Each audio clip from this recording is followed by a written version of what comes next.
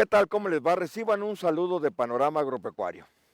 Con anterioridad hemos realizado dos programas sobre ganadería diversificada. Hemos hablado acerca del manejo y producción de ganado y fauna silvestre con el objetivo de darle mayor productividad, mayor rentabilidad a los ranchos ganaderos. Hoy nuevamente hemos invitado al ingeniero Jorge Villarreal González, quien es el secretario del Consejo Estatal de Flora y Fauna Silvestre de Nuevo León, Asociación Civil, para que en este tercer programa de ganadería diversificada nos comente la importancia del suministro de agua para el arraigo y producción de fauna silvestre en ranchos ganaderos diversificados. Comenzamos.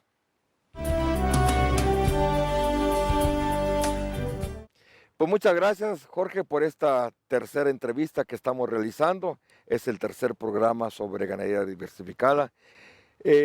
Consideramos que es conveniente ahora hablar acerca del suministro de agua. Y a manera de introducción, platícanos sobre las características que debe tener un terreno natural para que sea un buen hábitat natural para la fauna silvestre, Jorge. Claro que sí, Luis. Pues primero que todo, agradecerte a ti en lo personal, agradecerle a Panorama Agropecuario. Tu pregunta acerca de qué necesita o qué requiere un terreno natural, que son los tradicionales ranchos ganaderos que conocemos, para que realmente sea un hábitat natural, o sea, la casa natural donde puede vivir, donde puede reproducirse un animal, cualquier especie que sea, pues tiene que tener, como tú lo decías, o cubrir varios satisfactores básicos. Igual que los seres humanos, pues un hábitat natural tiene que ofrecer comida de buena calidad, en cantidad suficiente, que eso lo proporciona la misma vegetación natural. Tiene que ser un sitio que tenga suficiente cobertura vegetal para que el animal se pueda resguardar primeramente de sus depredadores naturales y también, desde luego, de las inclemencias del tiempo. Por ejemplo, en verano nosotros aquí en el norte del país tenemos temperaturas a veces por encima de los 40 grados centígrados a la sombra. Y un venado o cualquier otra especie requiere tener lugares donde pueda estar resguardado de la insolación para no tener problemas posteriormente en su metabolismo, en su cuestión de regulación de temperatura. También, desde luego, ese hábitat tiene que tener lo que tú comentabas y que es la base para este programa, que es suficientes fuentes de agua que sean de buena calidad y que además el animal tenga accesibles. Todos los animales, incluyendo el hombre, requerimos o estamos formados nuestros organismos por más del 70% de nuestro peso corporal es agua. Y esa agua, pues igual la requieren los animales para realizar muchas funciones, que ahorita, si gustas, pues podemos también platicar, ¿verdad?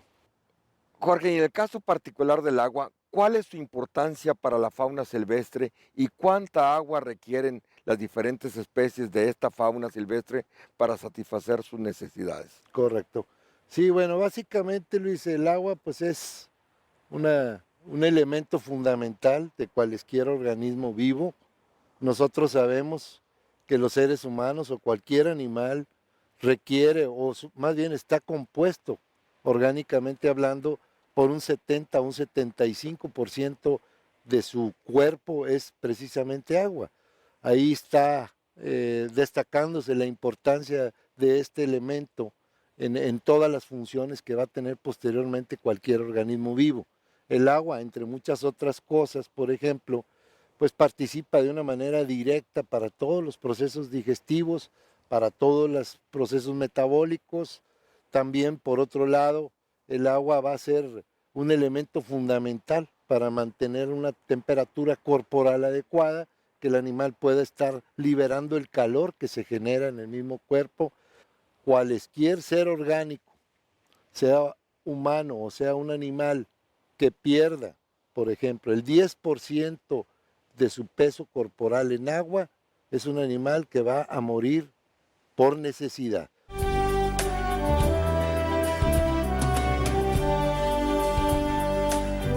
¿Cuántas fuentes de agua se recomienda tener en un rancho ganadero diversificado para su uso en la fauna silvestre? Un animal puede recibir agua de diferentes formas. El agua libre que nosotros conocemos, que puede estar en los ríos, en las lagunas, en las presas.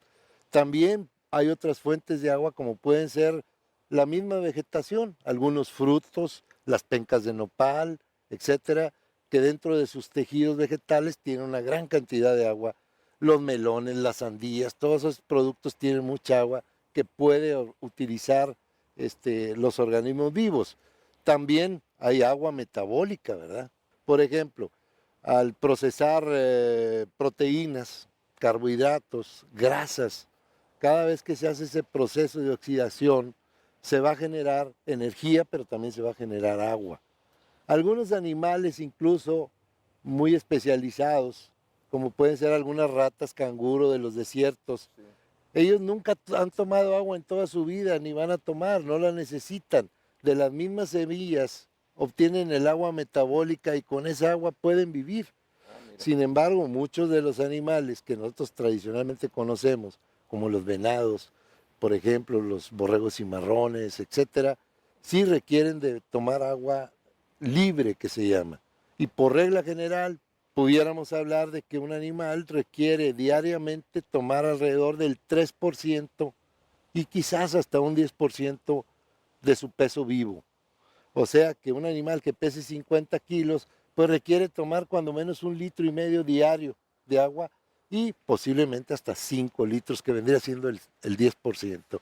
Esto va a estar muy en función, como decíamos ahorita, de qué especies vegetales hay disponibles y también va a estar muy en función de cuál es la adaptación del animal. Por eso en programas anteriores decíamos, queremos reproducir, rescatar las especies naturales o nativas. ¿Por qué? Vamos a hablar de un venado, por ejemplo. Un venado es un animal que está acostumbrado a vivir en terrenos áridos, por ejemplo, aquí en el norte del país, y él va a consumir diferentes cactáceas, va a consumir nopales, va a consumir algunos otros frutos que le dan agua, se va a adaptar a que durante el día va a estar echado para estar economizando agua y durante la noche va a salir a hacer todas sus funciones tradicionales de ir a tomar agua, de ir a consumir alimento. Por otro lado, también es muy importante, por ejemplo, observar algunos de estos mamíferos, sus defecaciones o sus heces fecales son precisamente en forma de pellets o pequeñas bolijas. ¿Por qué? Porque esa es una forma de que su tracto digestivo pueda de alguna manera sacar todo el agua para que de esa manera economizar mucha agua y su defecación llevar relativamente poca agua. Pero en estos animales, por su adaptación al medio, pues van especializándose, vamos a decir así, y van economizando agua. Lo que sí tiene que quedar muy claro para cualquiera de nuestros amigos televidentes es que el agua libre, que se llama, es necesaria. Si queremos tener éxito, si queremos tener arraigo de los animales, una hembra, por ejemplo, que pare sus cervatos, una hembra de venado cola blanca, que pare sus cervatos en verano, por ejemplo, esa hembra va a tener 2 crías y esa hembra requiere, cuando menos, producir medio litro de leche diario para poder alimentar a sus 2 crías. Y si no hay suficiente agua disponible, el animal no va a poder sacar de las plantas su requerimiento de 1, 2 o 5 litros de agua para él, más los otros 500 centímetros cúbicos o 1 litro que se requiere para formar la leche. Pero habiendo una fuente de agua, nosotros vamos a poder arraigar a los animales y vamos a poder de alguna manera hacerlos más productivos, los vamos a poder hacer más sanos, etc. Cuando se inició allá por los años 1930, los primeros programas nacionales de impulso a la ganadería, lo primero que se hizo en muchas de estas zonas áridas fue hacer muchas presas de abrevadero. Todas esas presas de abrevadero permitieron que muchos venados, muchas otras especies se fueran repoblando. Quisiera preguntarte, ¿cuántas fuentes de agua, no sé, por unidad de superficie, por kilómetro cuadrado, se necesitan para tener una fauna silvestre sana y productiva, vamos a decirlo así? Hasta de sentido común podemos entender que si en un rancho de 5,000 hectáreas tuviéramos una sola fuente de agua, pues en realidad estamos totalmente desprotegidos de agua, vamos a tener una concentración de animales, ¿verdad? Y para evitar todo eso, para poder aprovechar precisamente toda la vegetación, lo que necesitamos hacer es precisamente para mejorar ese hábitat, poder poner más fuentes de agua. Si nosotros pusiéramos una fuente de agua separada de otra a 1 kilómetro, estaríamos hablando de un radio de 500 metros alrededor de una fuente de agua. Un radio de 500 metros, pues sería básicamente 5 por 5, 25 por 3, alrededor de 75, 80 hectáreas lo que cubriría una fuente de agua. De tal suerte que una fuente de agua puesta a 1 kilómetro cada una de ellas, pues va a abastecer, vamos a decir, o a cubrir la demanda de 80 hectáreas, más o menos en promedio. Pero, por regla general, yo sugeriría que pueda uno poner una fuente de agua a 1,5 kilómetros de separado una de otra, de tal suerte que nos queden 750 metros al cuadrado por 3, que vendría siendo el área. Eso nos da más o menos alrededor de 150 hectáreas, lo cual es bastante bueno. Eso querría decir en términos muy generales que en un rancho de 900 hectáreas estaríamos hablando de tener unas 5 o 6 fuentes de agua para distribuir los animales, poder aprovechar mejor, de alguna manera, todo ese hábitat, todo ese ecosistema, toda esa comida que está disponible. Y esa sería más bien la recomendación, ¿verdad? Muy bien. Sin embargo, también se necesita que esa agua tenga calidad. ¿Cuál es la calidad de agua que demanda una fauna silvestre para ser una fauna silvestre sana y productiva, Jorge? Hay recomendaciones con respecto a cuál es el pH que debe de tener el agua, la salinidad, la cantidad de cloruros, etcétera. Esos 3 parámetros, vamos a hablar un poquito de ellos. Por ejemplo, el pH que le llamamos, que es el potencial hidrógeno de un agua. Como tú sabes, eso se mide de 0 a 14, ¿verdad? Y el 7 significa un agua neutra. Lo ideal sería el 7 famoso, ese sería lo neutro. Pero para la fauna silvestre, igual que para un ser humano, el pH puede ser alrededor de 6,5 hasta 8,5, sería un agua bastante aceptable. Más de 8,5 de pH puede causar en los animales problemas de diarrea y otra serie de problemas. Pasaríamos también a otro factor muy importante, que es la cantidad total de sólidos disueltos, ¿verdad? Que nosotros le llamamos TDS o total de sólidos disueltos, y ese total de sólidos disueltos se mide a través de una medición que se llama conductividad eléctrica para saber cuál es la salinidad de esa agua. El ganado bovino, por ejemplo, pues puede tener aguas o consumir aguas que puedan tener salinidades hasta de 5,000 partes por millón, ¿verdad? O un poco más incluso. 5,000 partes por millón pues significa 5 gramos por litro, ¿verdad? Aproximadamente de sal. En el caso particular de los venados, cola blanca, buras, berrendos, borrego cimarrón, nosotros estimamos que un agua de buena calidad debe tener alrededor de 3,000 a 4,000 partes por millón, o sea, entre 3 o 4 gramos de sales por litro sería bastante adecuado. Eso es para mamíferos.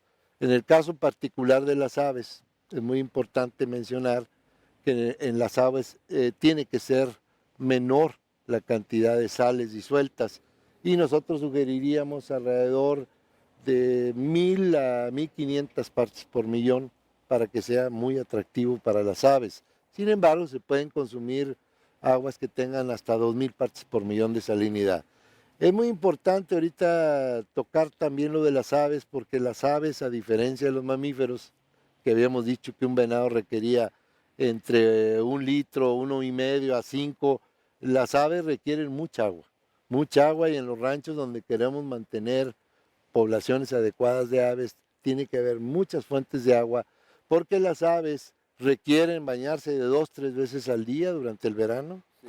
Requieren estar consumiendo agua continuamente, sobre todo si están empollando, y esa agua tiene que ser de muy buena calidad para que pueda ser realmente utilizada por las aves. Por ejemplo, los berrendos en Arizona hay estudios muy interesantes.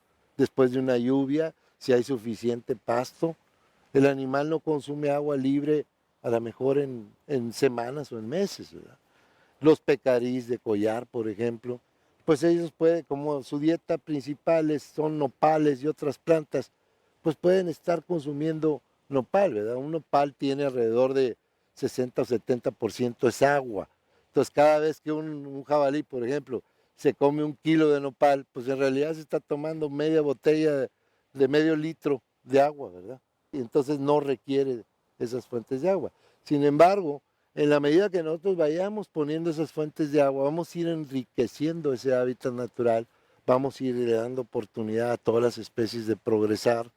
No nos debe de asustar si vemos, por ejemplo, también depredadores, porque los depredadores es una parte fundamental, es un indicador incluso de que tenemos buenas poblaciones. Un animal no es tonto y desde luego él va a vivir en áreas precisamente donde tenga oportunidad de poder encontrar las presas o animales que requiere para su consumo. La gente por regla general tenemos asociada la idea o tenemos estigmatizados a los animales de que un coyote que esté presente pues hay que eliminarlo del medio ambiente, cuando ese es un error gravísimo, ¿verdad? Porque ellos tienen sus funciones muy particulares de seleccionar aquellos animales que por enfermedad, que por vejez, que por no ser aptos a su medio, pues son débiles, vamos a decir, y deben de ser eliminados de una población para que la población siga adelante, siga sana, siga reproductiva y pueda ir más adelante y seguir manteniendo lo que es más importante para la ecología, que es precisamente mantener esas especies vivas dentro de los ecosistemas, pero en forma natural.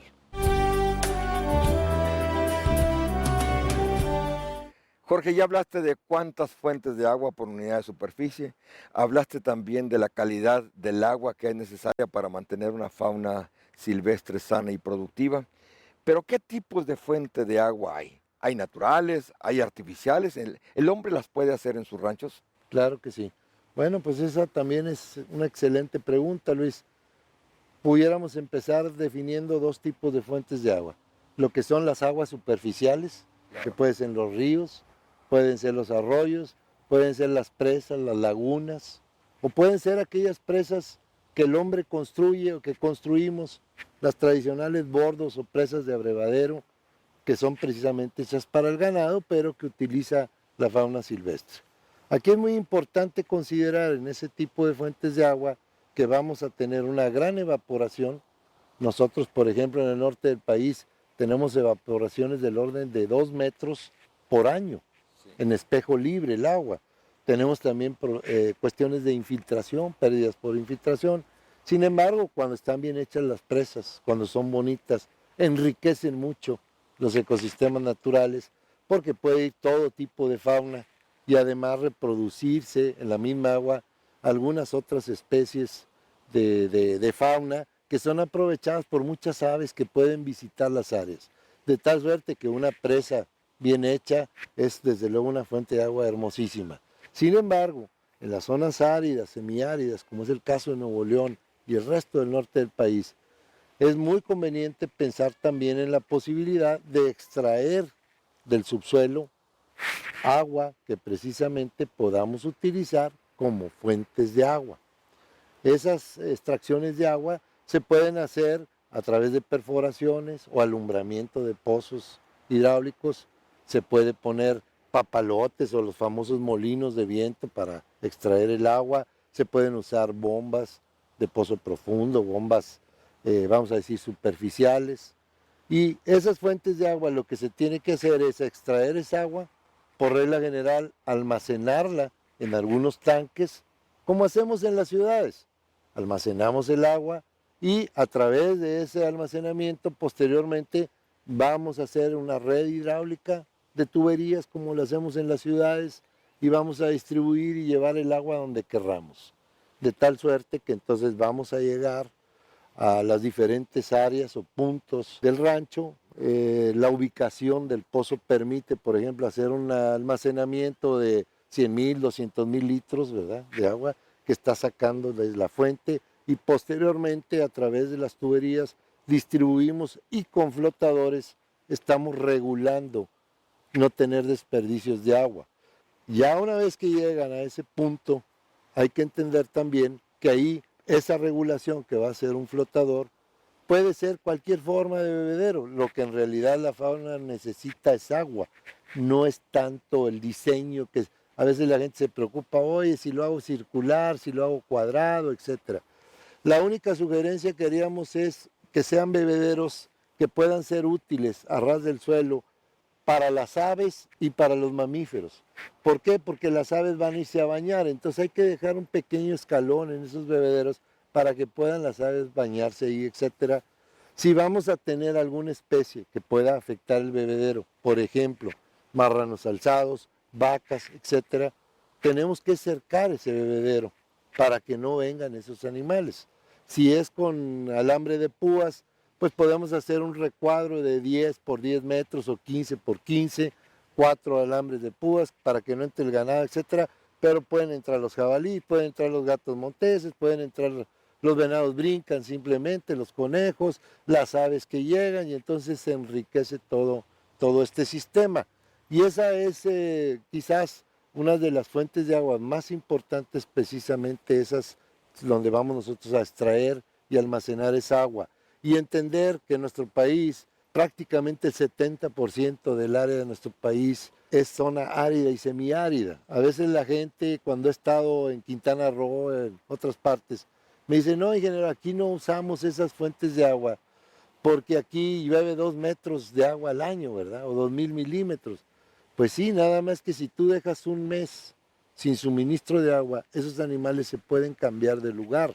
Y lo que queremos es arraigar esas poblaciones para poder entonces sí hacer un manejo y de esa manera aprovechar excedentes, pero seguir conservando todo el pie de cría que necesitamos para que siga la reproducción y que se mantenga sana la población, siendo el agua, como tú decías al empezar el programa, un factor determinante para poder obtener éxito. El que no haga fuentes de agua está condenado a no poder avanzar en sus cuestiones de fauna. Y eso se lo decimos a la gente porque siempre que nos dicen las gentes, ¿qué debo de hacer? Quiero tener fauna, tengo mi terreno. Bueno, lo primero es trabaja todo lo que puedas en crear fuentes de agua. Y solos los animales van a venir. Y si tienes un buen manejo del ganado, tienes tu vegetación, no tienes ni que repoblar. Los animales no son tontos y van a ir a los hábitats naturales que ofrezcan comida, cobertura, agua y espacio vital. Muy bien, pues eso es todo. Nos vemos la próxima semana a esta misma hora y en este mismo canal. No se les olvide ingresar a la página www.panoramaagropecuario.com si quieren ver de nuevo este episodio o los episodios que ahí van acumulados. Hasta luego.